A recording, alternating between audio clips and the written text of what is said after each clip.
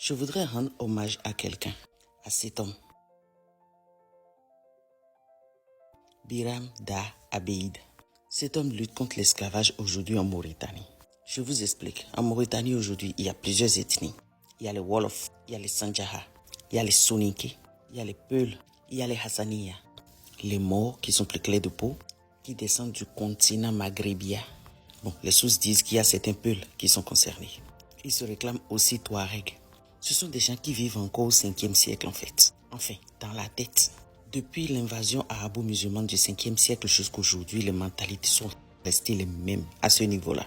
Les plus clairs de peau vont dominer les plus noirs de peau. On pense que les noirs viennent de la zone de Congo, qui ne sont pas chez eux en Afrique, qui ne sont que des envahisseurs. J'ai vu un en 2014 qui m'a effrayé. Je vous parle de cette époque-là où on ne va pas à l'école, on n'a pas de carte d'identité. Je parle des gens qui pensent que c'est seulement en servant le blanc qu'ils peuvent vivre. J'ai vu un qui a dit « Je suis juste esclave de cet arabe ». Et ils te disent « Non, ce sont les Européens les méchants. Hein. Avec les Arabes, c'est mieux. On te donne une cabane où vivre sur un champ, tu cultives et tu vas remettre la part du blanc. C'est tout. Et il faut juste attester « Je suis esclave de cet arabe ». Parce que les morts, eux, ils pensent qu'ils sont des Arabes. Ça là, j'ai vu. C'est pas on m'a dit. Et revenons donc à Biram. Biram est celui-là qui va dans les maisons pour chercher les noirs esclaves. Aujourd'hui en Mauritanie, en 2024. Je vous rappelle, à cause de sa peau noire, il ne peut pas être président. Il est resté que ministre.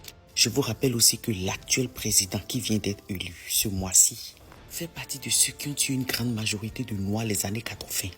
Et il ne le cache pas, il l'assume. Bon, éliminer des noirs n'a rien de mal en fait.